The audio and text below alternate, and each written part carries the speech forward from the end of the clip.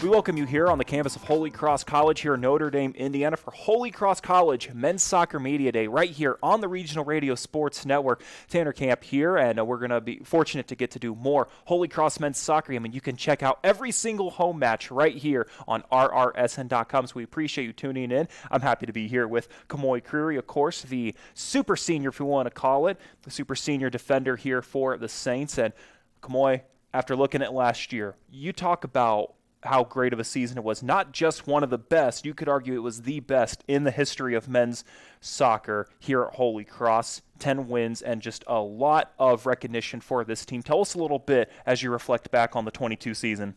I mean, for us, it was just kind of like another step in the building process. We don't want to just go there, be stagnant, and level off from there. So we just used that season. It was obviously historical, but that's not what we're settling for. So now it's just looking forward into the future, into this season. And the season itself, it got off to an okay start. You know, a tough first match against Bethel. Of course, ended up winning the national championship, and Tiago's done a phenomenal job with that program. And then strung together a couple wins. And then once conference season came, you know, Cardinal Stritch, of course, now unfortunately going to be closing, but they've had themselves a good season. But once October came around, I mean, you guys either tied or won. You did not lose a single match, and you played some good competitive soccer. And the one that sticks out is that ONU match in Bourbonnais. I mean, those are the types of matches that when you want to get to that caliber of a program, even just tying and being in the lead for a majority of that, that just has to be a good feeling that the team is now at a point where they can compete with those top-tier programs. Exactly. So that's kind of what we've been building on and hoping to get to that level where we're competing with the best teams in conference and eventually the best teams in the country. And that Bourbonnais game showing that we can not only compete, we could take the lead, we could defend well, and really hold our own against these teams. So it's just a stepping stone in the process.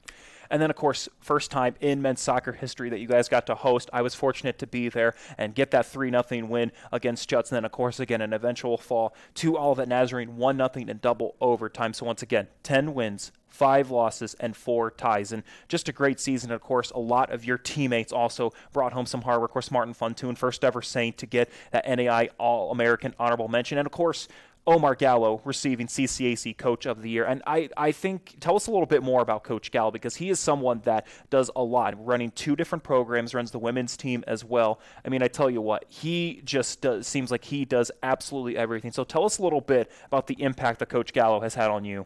Me personally, I don't know where I'd be as a player without him, and also as a man. He really does, off the field, we all know how he is on the field, very competitive, highly competitive. But off the field, he's just a great guy, always looking out for us, making sure we're all taken care of. And he's really helped me grow as a person and as a player. And I'm forever thankful for him, for being put in my life and what he's done for me. And you take a look, you've been a key part of that defense during your time here. And Omar Gallo always tells me when it comes to who is a big part of orchestrating that defense, he usually puts you in that category with that trust of, aside from the skill, even just from organizing the guys and just getting together, if there's a tough moment or there's a little bit of chippiness back and forth with the other team, he always knows that he can count on you. And that's why he gives you that captain's band in order to represent the team, not just on the field, but off the field. So what does that mean that he just continues to trust you and say, hey, if there's one guy that we want representing our team, it's going to be Kamoy Creary? For me, that's a huge honor to have the captain's band, to be leading my peers and be able to be trusted with that role. That's huge, and I know my role as a player. Everybody has to understand the role. I know I'm not necessarily like the best player on the team at all times. I know we have guys like Martin back in the back line with me, so I know I have those guys around me to do everything, so I have to fill my role, the communication, the holding people accountable, and that just helps the team. If everybody's filling their individual role, as a team, we'll be able to go a lot farther. One big change in the CCAC right now, of course, is that Cardinal Stritch is no longer going to be competing athletics. The school university, unfortunately, is shutting down, and that's a team that, other than ONU, that is one of the top-tier teams in the CCAC. And, of course, now you have to add Viterbo. That just adds another long bus ride that you guys are going to have to make. So, and they've had some success in the CCAC during their non-conference schedule before becoming an associate affiliate. Just tell us a little bit about your thoughts about Cardinal Stritch no longer even being in the CCAC and having to potentially make that long drive up to Viterbo. Yeah, I think like Cardinal Stritch and those schools, you always want to compete against the best, so it is unfortunate that they are closing. You do want to, when you win, you want to be saying you're winning by beating the best teams. So that's unfortunate, but with Viterbo and adding new teams, we keep that same high competitive level, and we're still going to have to go through them to win the tournament, win whatever we have to do. So I'm looking forward to it. The bus rides are long, especially when you have class the next day. But other than that, it's just another part of the job.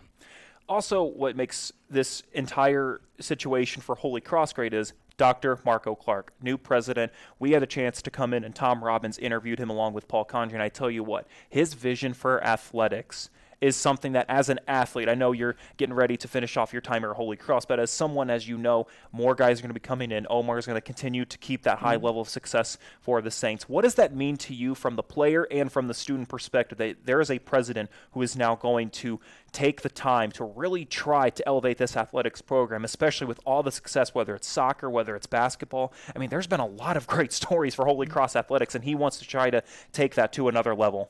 I personally love it. I've only met him the last year because he shadowed for a bit and then he's starting to implement things. But me, what I've seen, he's not a talker.